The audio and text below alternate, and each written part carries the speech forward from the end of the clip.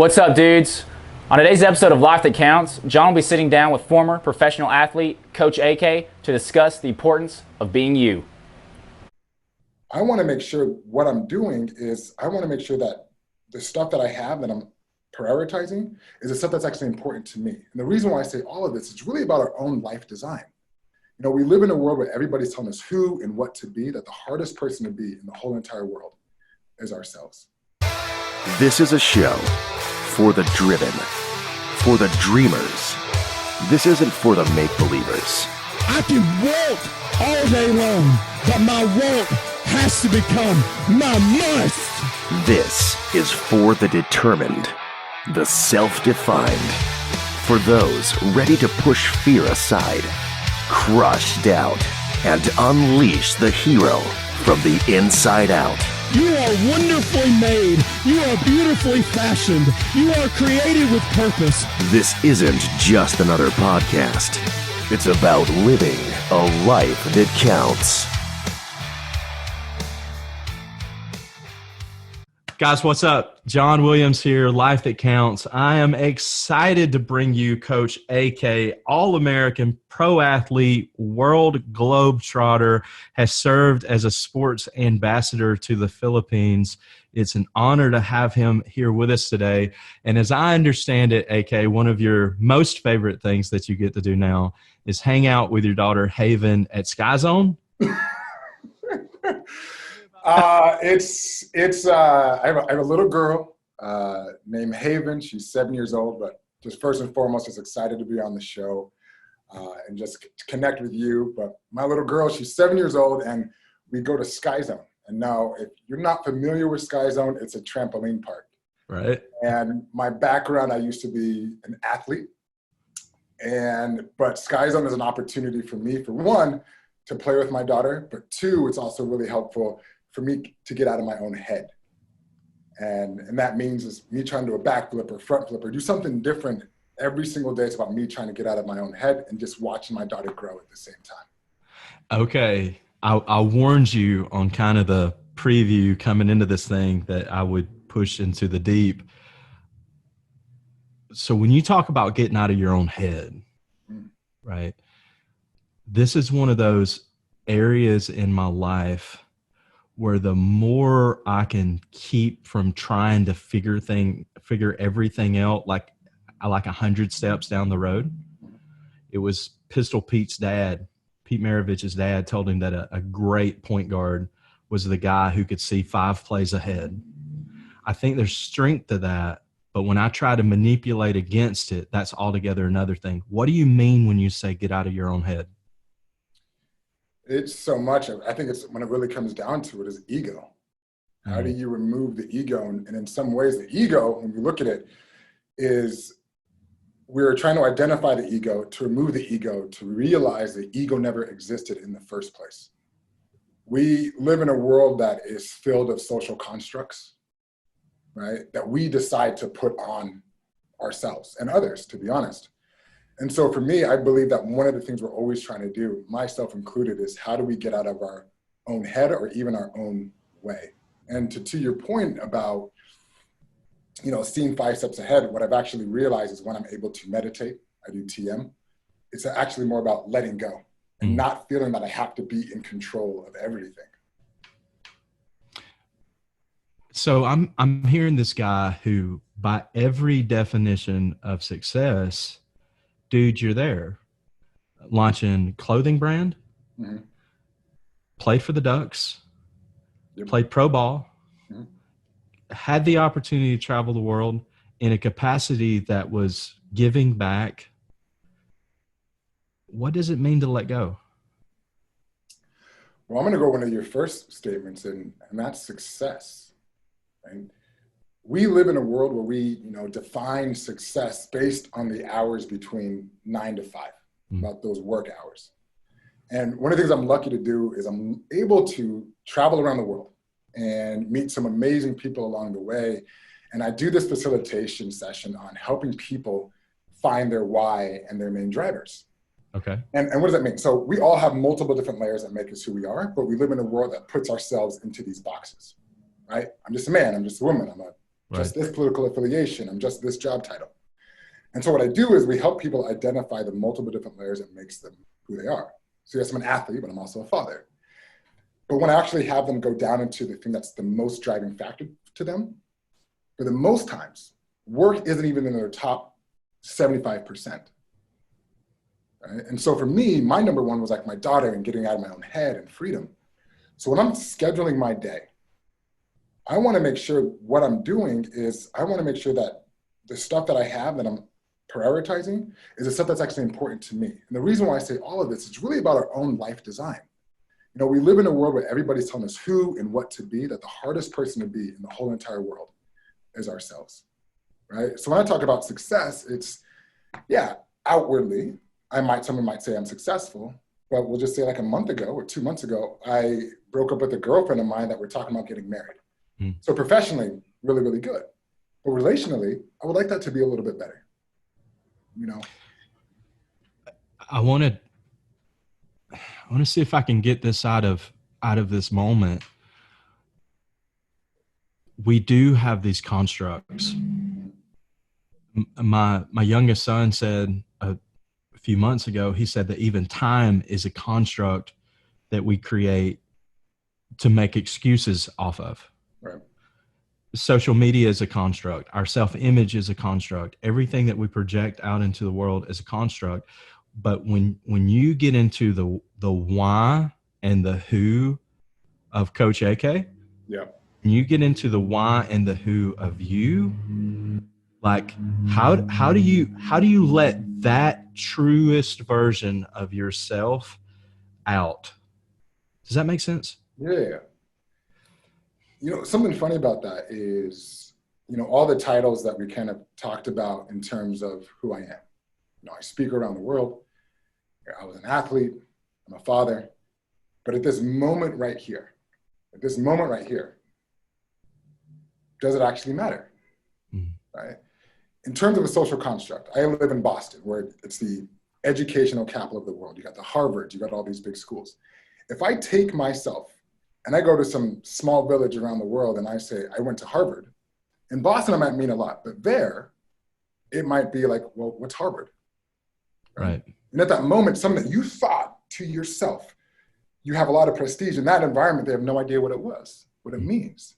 And so you almost have to question who you are and actually what exists. So for me, yes, I have all those titles, but at the end of the day, I can always make a new title or define myself in any particular way based on the actions that I want to, right? We all have multiple different layers of who we are. And my goal is, one, how do I get centered, right? Align myself where the thought and the action process becomes closer together. Because we know when that thought process is longer, that's when those self-negative thoughts start coming in. That's when these social constructs start to define us. But the moment that we get centered with ourselves and we know that we have these, you know, intuitive hits or whatever we know what we're supposed to do sometimes. But sometimes we get these thoughts in our minds that cause us to get off kilter. How do you stay true to yourself? How do you stay true to AK in a world of 9 billion other people with all of the social pressure and all of the social stigma and, oh, pro athlete, so I have this to live up to. Father, there's this expectation. So there are all these externals coming in, right? How do you still remain true to who you are, even in the face of all of that? Let's be real, I don't always. I fall off the wagon a whole bunch of times, right? So often. There was actually, you know, a story that really comes to me. In 2008, I attempted to qualify for the Olympics, and I qualified. And then a situation happened where we had to redo the Olympic trials, and I didn't end up qualifying, and then I had to watch it from my own home. And for me, that was a really, you know, rock bottom moment for me, because that's what I've been training for my whole life. But let's also fast forward 8 years later into 2016, where I had this other chance to qualify for the Olympics, but I also had this other opportunity to do this sports diplomacy initiative with the US government. I thought my whole life was going to change if I did this. I was going to win an ESPY. And then what ended up happening is I ended up deciding to do this sports diplomacy initiative with the US government in Haiti. We actually do help rebuild the diplomatic relations between the two countries, Haiti and the United States. And in preparation, everything was working fine. When we were down there, everybody spoke in English in our preparation, but when we actually got there to the week of the event, everybody we're working with speaks French. I don't speak a lick of French. We had a whole bunch of people that were going to come on board, and then the last minute, I get this phone call the night before the event, and then they said, you have to come up with some more money, and we didn't have it. And all of a sudden, they were saying, if you don't have this, it's going to be the sake of you and your team getting out of the country. Mm. And at this moment, I felt like I just lost this chance at the Olympics. I lost this chance of this project that I was going to be featured in. And at that moment, in this rock bottom moment, I get a phone call from my daughter, a FaceTime call. And she's 3 at the time. And she's like, Daddy, Daddy, Daddy, guess what? And I'm like, what? And she said, I drew your picture. Oh. And the picture was of me and her holding hands. And so for me, at that moment, I realized, like, she does not care in the slightest about these sports diplomacy initiatives. She doesn't care about the Olympics. What she cares about is just Daddy. Yeah. Because at that moment, I realized I'm not just a father. I'm not just an entrepreneur. I'm not just, an athlete. I'm actually all of them. And so she helps me realize that when I find myself chasing these one things about this is going to be my daddy, it's almost this wake up call, like, Daddy, Daddy, Daddy. We've been here before. Yeah. Right? It's about the moment. It's not about the destination. Like, who are you going to be in this moment? And you can be all of those. You decide what you want to choose. And you can also decide how you see other people. Right? And I would say in this time we're living in right now, especially in this political arena, where we are standing on our opposite sides of the aisle and say, well, I'm a Democrat, I'm a Republican. It's like, no. How about we look at somebody not for that? Let's see them in a different light. Yeah. We may not be able to connect on any political affiliation, but let's connect instead. Hey, we're both athletes, or we're both men, or we both have a similar hobbies. Because if we can't see someone, we're not going to listen to them. We're not going to connect with them. Right? So AK is so many things than just the one thing. It's really interesting that my mind just went to a place. So I grew up in this environment where there was a lot of alcoholism, a lot of abuse. I've never met my biological father. And I brought a lot of unresolved anger, a lot of unresolved tension into my marriage. And so the last 18 years of marriage, especially those earlier years of marriage, was trying to work out and reconcile, okay, I am not my past, but who am I, right? Because I spent so many years of my life defining myself by what I was not, that I failed to define myself by what I actually am. Right. And I remember I can't remember when it was, but there was a time when my wife and I we were in our bedroom, we were arguing over something really petty, and it just kind of hit me. Okay, 1, I'm leading the charge on this argument. 2, this is not going to matter 5 seconds after I die, right? And then 3, and most importantly, this is my life right now. Right. So is this really how I want to live my life right now? No, it's not. This isn't who I want to be.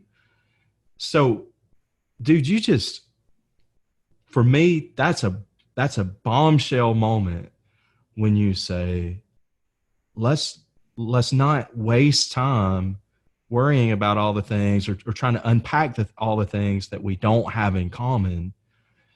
And let's come together as two humans who get to experience planet Earth today, right, who have this opportunity to be agents of change in the world and push off the stereotypes and push off the constructs. Dude, that's huge. How do we help? I'm a white guy from Alabama. You're a black guy from Boston. How do we help people see past cultural or diverse issues and challenges. How do we help people see past those things and press into, my mom used to sing this song in church, and the song was, "You're my brother, you're my sister. So take me by the hand." And it talks about, as long as there is hope, as long as there's love, we will stand, right? How do we get people to come into this big idea of not unity for show, right? Not unity because it's attractive to some people, but I mean, like, really, at the end of the day, at the heart of the matter, I care about you. I care about your situation. I want to experience love for the sake of loving, not for what I can get into return, right? How do we bring other people into that idea? Well, to touch on that is, when we define ourselves or others in that particular frame, right, it then owns us, right? I can look at myself in this conversation. We're saying, you know what? Who says that you're a white guy from Alabama and I'm a black guy from Boston? What I see is we're both speakers that work with students. So we need to change the narrative. Yes, all right, come on. We need to change the narrative about how we speak about ourselves and others. Right? We have so many different layers to you, but you're the one that decided to put us on that particular front. And we all do this, right? I didn't even think about it beforehand, And so this comes into the perception and the reality, right? First time I saw it, like, hey, he's a jack dude. I need to talk about weightlifting with him. Right? But how do we do it is, if we look at something, we change the shape, we change the narrative, it actually changes the way we see it, the situation. If I come in and say, let's talk about sports, we may never even talk about race. Right. And one thing I've also learned is, it's not about being right or wrong, it's about a different perspective. And the more that we can understand somebody's different perspective, it also helps us better understand ourselves. Right? And so that's what I would say the biggest thing is we decide that we're going to own somebody in that particular way. We also understand that that's also going to control us as well. That, yeah. I am so glad you kind of picked up on what I was trying to tee up there. Dude, you took it to the fence. Thank you for doing that. It's interesting. I was having this conversation with my oldest son last night. He's 16. And of course the market had a really rough day on Monday. Yeah. And it's kind of like, oh, we're all sweating bullets, man. Yeah, it actually affects me. Yeah. Like, oh man, will I get to retire or not? And so my 16-year-old son, so he started investing in the market. He uses, I probably shouldn't say this in a recorded platform, but he uses my Robinhood account. Okay. And, so oh my gosh, his portfolio, it's just in the toilet right now. And he was talking to me and he was like, Dad, I think I'm just going to sell everything. Wait, stop. Time out. Bro, you don't sell right now. And then in the course of this conversation, he really started to get heated. And it was borderline disrespectful. And I look over him and I say to him, okay, buddy, so two things. One, if you want to continue this conversation with me, you're going to have to see me eye level. Quit looking away, eye to eye. Two, I'm going to respect you when you're talking, and you're going to respect me when I'm talking. And then now, if we can do that, I need to know, what is your goal for this conversation? And he asked me, or I said to him, what's your goal for this conversation? And he said, I need to know what to do. And I said, what would you advise someone else to do? And he chewed on it for a minute, and I could see the wheels turning, And finally he said, well, I would advise someone else to buy more of this particular stock that's in the toilet because the price is so low right now. And I said, okay, it sounds like you know what you need to do. And for the next 20 minutes, he kicked against his own idea, Yeah. I love that, man. How do we help people come into particularly with students, because you speak to students and you work with students, how do we help students understand? And I think it was Harvard who came out with a study that said that people younger than 18 years old should not even be on social media because of the effects that it has to your frontal lobe and the dopamine responses and this whole sort of thing. But in a world that is saturated with external constructs that are forced upon us at all times, Yeah. how do we help students come into who they are?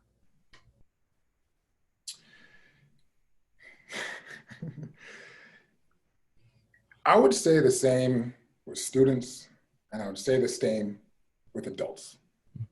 I think the first thing is to say it's one thing that, it's crazy is that we do not know where we were a minute before we came into this world, and we're not going to know exactly where we are the moment afterwards.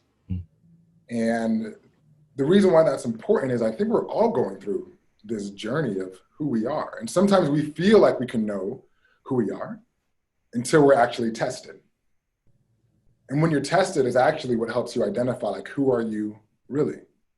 So for example, when you're talking about with your son, it was that moment when his back is against the wall and he thinks about, and it's not about the theoretical, it is, we're in this situation right now. Mm-hmm. What are you going to do? And so I think for most of us, we can all talk and we can all talk about what we're going to do and what we should do in a moment. But when your back is against the wall, who are you going to be? And so that's why I would say for a lot of us, it is the only way that we're going to actually know who we are is we got to put ourselves out there. We got to go to that line of where there may be fear or we may be uncomfortable, and we got to step into it and embrace and like, who am I going to be at this moment? Right? And I think a lot of these students are feeling, because there's instructors that are teaching them, that these instructors all have it together, right? Nobody has their stuff together, right? You might have it in one area, but there might be another area where you're still trying to navigate. Right. I always believe at any moment, one thing is we have two choices. Either we can quit or we can keep on going. And we have this decision multiple times a day. So for a student, what I say, it is, who do you want to be at this moment? Right? It doesn't matter what you did yesterday. Right? And you were talking about with your son about time doesn't exist. Someone asked you a question. So if you're sitting there at this moment and I decide to look in the past and have a negative memory in my mind, what's happening to me in that present moment? Well, you're sucked into that moment, and you're probably going to be sucked into who you were in that moment unless you can quickly make the shift to say, okay, who I am now is not who I was then. Exactly. And so what we're doing when we're looking at time is not this linear thing, but it exists at all moments in time. So if I'm looking and I'm having a conversation with you, and let's say I had a bad moment when I did this interview and I just completely had high anxiety. And I brought that to this present moment. The person I am now, I'm actually living in the past, but I'm bringing that past into the present. But I'm still in the same conversation, but I decide to bring one of my best situations onto this call. The moment that I'm bringing in this conversation is a present of my best self. The same thing is with the future. So if I want to look into the future that I want to look for is a future that I want to create, and that future then becomes now, because that's the actions and how I'm going to be. Yeah. So I would say for any person, it's not about identifying who you want to be, who you are, but maybe thinking about, who is it that I want to become? Who is a person that I want to be? It's not about doing more, but rather it's about more being more of yourself. Are you familiar with the concept of hypnotic rhythm? Tell me more. Okay, so hypnotic rhythm, who was the guy? It was Napoleon Hill, who's the author Think and Grow Rich. So after Hill wrote Think and Grow Rich, I think it was 1938 that Hill wrote, I think it's like Conversations with the Devil or something like that. And in this book, the book was released, like, he wrote it in like 1938, but the book wasn't released until like 2012. Oh, wow. I recommend the book. There's a ton in it to take away. It reminds me a little bit of C.S. Lewis' Screwtape Letters, if you're familiar with that one. But the concept of hypnotic rhythm is You know, Anthony, the guy who connected you and me, Anthony talks about having systems of excellence in process, right? Or in place, systems of excellence in place so that you can take care of processes. Hypnotic rhythm, if you will, is your systems. It's your default screen. It's your, what am I doing when I'm not doing? What am I engaged in when I'm not engaged? Right? Where do I, if you've ever seen the movie Click with Adam Sandler, have you seen? Yeah. Yeah. Hypnotic, that dude, that movie is a trip. But how many parallels? And so that's hypnotic rhythm, right? That's hypnotic rhythm. And life is like that remote control that's continually, that's like consistently learning your processes. Right. Right. So when you talk about going into the past and living as that person you were in that moment, how can we help students? Because a lot of kids that we work with, man, and I'm sure this is true with you too in your work with students, a lot of students that we come across, man, they're growing up, they don't have biological mom or dad in the house. They're probably, if they're living with a family member, it like might be a grandparent. They're coming from like, dude, even the environment that I grew up in, I grew up on Alabama Avenue in Gadsden, Alabama. And I remember a day where we had a drive-by twice at our house. That night before the drive-by, there was a guy like break into my window. My bed was up against the window. Dude breaks into my room and he's like, he thinks there's like crack in the house, right? And I'm like, dude, you got the wrong house. And he backs out of the window and he's like, oh, I'm sorry. Go back to sleep. Good. You know, he's like sweet dreams or something like that. Like it really was that. Yeah. This is the craziest thing ever. How do we help kids to know, and adults, how do we help people to know that you are so much more than just a product of environmental factors? You're so much more than all the negativity that's been spoken into your life. How do you do that, man? One of the biggest factors, I would say, exposure, right? Sometimes we live in this world where we feel like the perception of our own lived experience is all that there is. So let's say there's a kid in a family that they put their money in a shoebox underneath their bed, and that's how they saved money. And then one day, this kid, he gets on his bike and decides to go 5 miles up the road where he's never been, and stops at this coffee shop. And in the coffee shop, somebody comes in and they say, "Oh, I just want to pay for this on my debit card." And you go to the bank, and the guy's like, "Well," so what's this bank you speak of, right? And he's, "Well, yeah, bank is where you put money into." And he's like, "Okay. And so can you show me where this bank is?" So he goes to the bank. And when he goes to the bank, they start talking about investing. Like, what, investing? I can actually have money and I can make more money? And it goes to this question a little bit of, did cavemen invent fire? Did cavemen invent fire? I think so. Like, you know, like I wasn't there for it, but either they experienced through lightning or somehow they were rubbing some sticks together. But yeah, invented, but it could also be that they discovered it, right? It was always there, right? It was always there. Meaning, if we were to go back today into caveman times, we would feel like we're some, the information that we have is so advanced. But we could actually go today and make the same stuff that we have today back then. We are still in that caveman time, right? Where we feel as though that everything in the world exists, but we're actually still in that caveman time. We don't actually know what is possible in the world that is actually currently possible today. So the reason I say this for kids is sometimes you need to get out of your periphery and go to other places to realize that maybe the world in which you lived in isn't actually true. Right. What is it? It's been said, the three things that will forever change your life: the places you go, the people you meet, the books you read.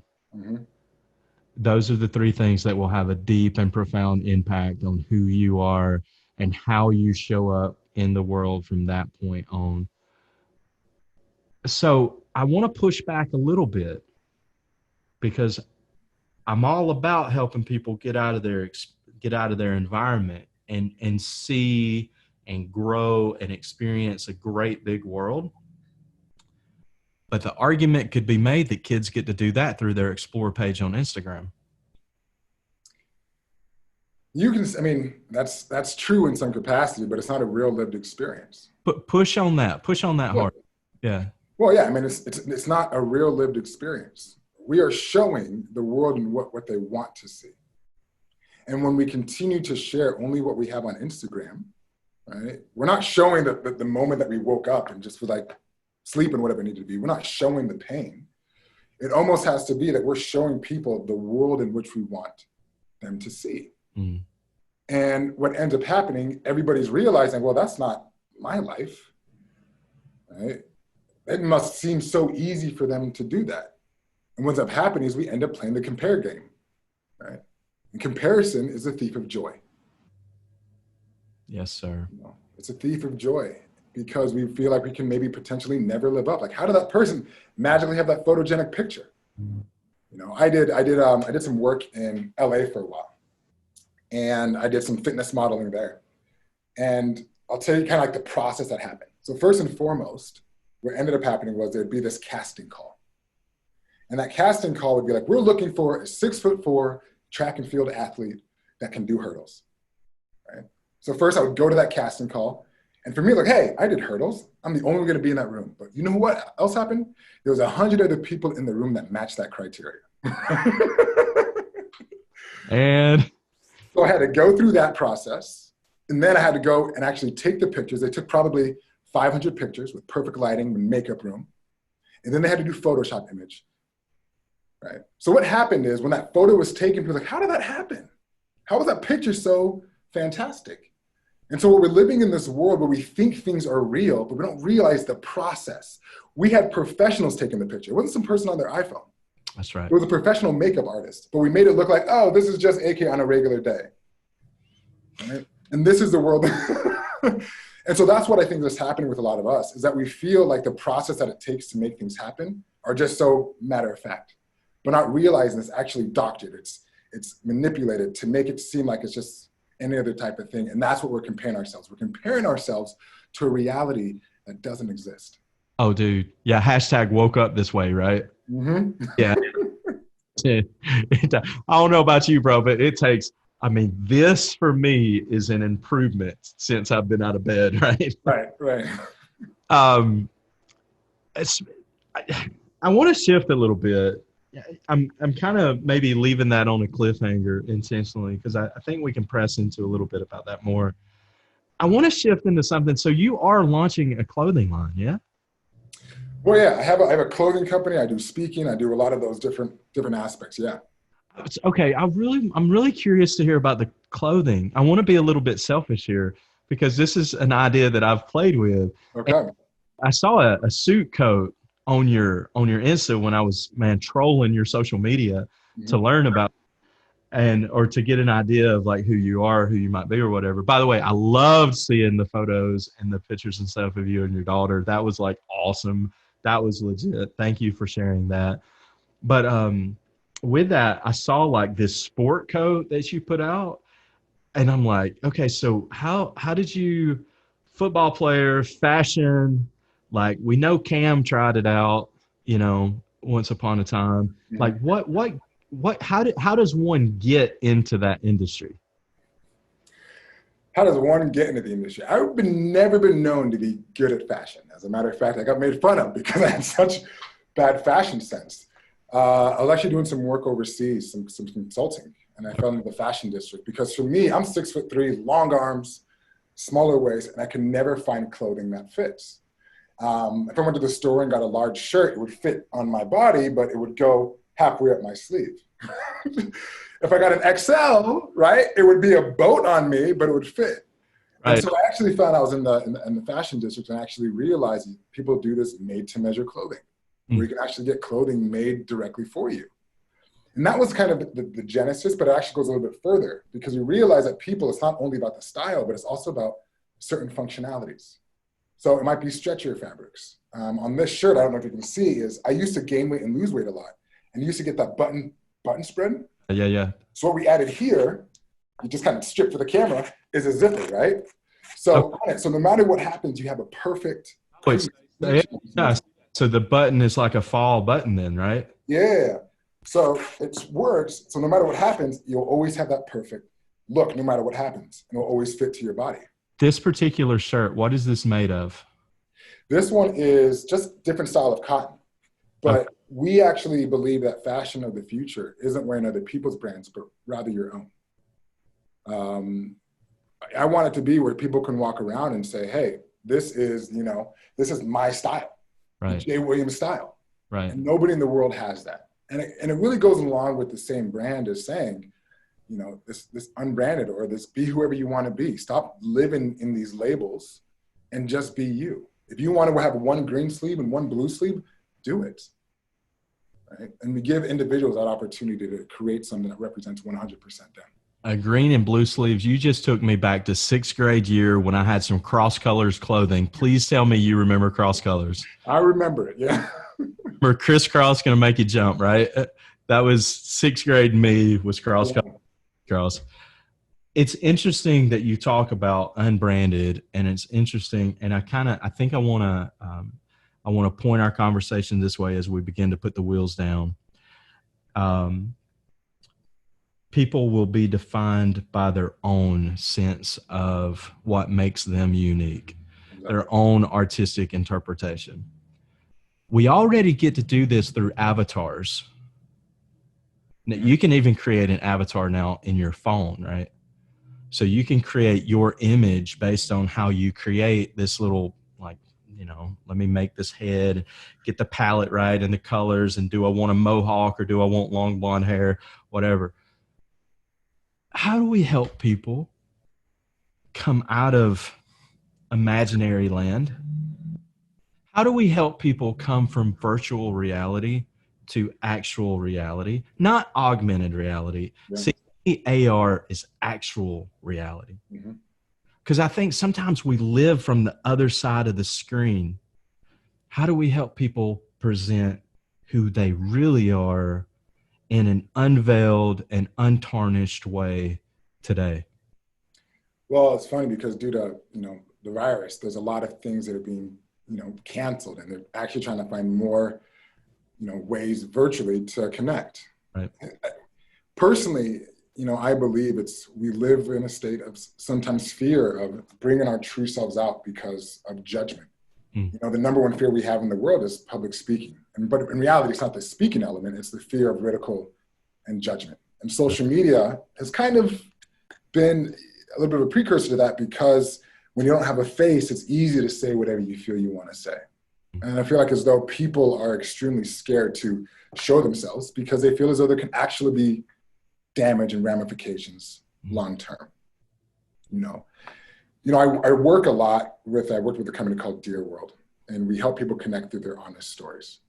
I think the only way for people to bring themselves to and be able to share is to actually begin to start sharing their story with somebody else and realizing that you may not be as different as you thought. Or you can even say you can't even realize that you can't judge a book by its cover. So one of the things I think is really most important, how to get people out of there, the only way to do that is you have to have these sessions, or you have to work with people to help them feel comfortable to tell their story and not be judged. And so the only way we can really change is we have to start looking and the only way we can change is that we have to also start changing the way that we see other people. Mm-hmm. So if we can stop judging the way we see other people because of the clothes they wear, the jobs they have, the schools they go to, it's actually going to allow us to better see ourselves better.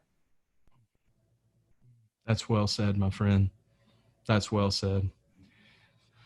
All right. Last question.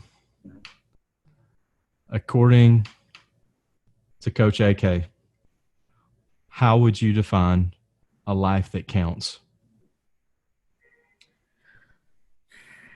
Well, one thing we know is that tomorrow is not guaranteed. As a matter of fact, 5 minutes isn't guaranteed. Right. And so for me, I would rephrase that and say, how do we make moments that count? Mm-hmm. And for me, it's about how do you make sure at this moment right now, just like with your son that you said, is who am I going to be at this moment? And the truer we can live within ourselves. And be like, who is it that we want to be in every moment in time? If we don't even have 5 minutes, how would I interact in this moment? Mm-hmm. And so maybe by the time you end your night, it's like, is this the person I wanted to be? Cool. if I never wake up again. That's beautiful. You know, it really is. I think listening to you just now helped me think it's not about living up to the pressure, preconceived notions, stereotypes, or constructs that the outside world forces or could force onto us, but it's about us reverse engineering our own construct, Exactly. who we see ourselves to be, who we believe ourselves to be in this world. Mm-hmm. Dude, that's powerful. That's money. That's legit, man. And that's the only way that's the only thing we have control over. That's true. 100%. Man, absolute pleasure to have dude. This was good. I like this. This was good, man. Thanks for coming on. Thanks for who you're being into the world. Thanks for who you're being for your daughter. Man, thanks for showing up, dude. Thanks for showing up and thanks for helping kids unpack this. Thanks for helping those that hear you in audiences unpack these things for themselves. Thanks for being a change agent in the world, man. Thank you. Thank you for, you reached out to me last week and I was extremely excited, and it's an ongoing process. I'm still going through it. I'm not even speaking from a place necessarily of there's expertise, but I'm going through the same journey and we're in it together. So just appreciate being on the show and talking with you and just living life. Man, that's what's up. I appreciate it. All right, Coach. Guys, real quick, Coach, tell them where they can find you. Tell them where they can connect with you online, because I know they're going to want to reach out and connect. Yeah. I actually have a lot of articles that are about to come out this week about a lot of these different topics. But you can find me at ak@kwakora.com or AK Unbranded, or you can connect with me on LinkedIn. And that will lead you to all the different initiatives that I'm a part of. Nice. Excellent. All right, Coach, we'll add all the links in the show notes for you guys to just click and go. Dude, it's a pleasure. Amazing. My biggest takeaway from this is you can be who you create yourself to be in this world. You don't have to be pressed down, be squeezed into some kind of mold.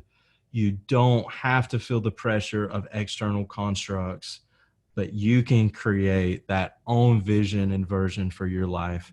Dude, that's game changing. That's game changing. All right, brother. Appreciate it, man. All right, roll Tide.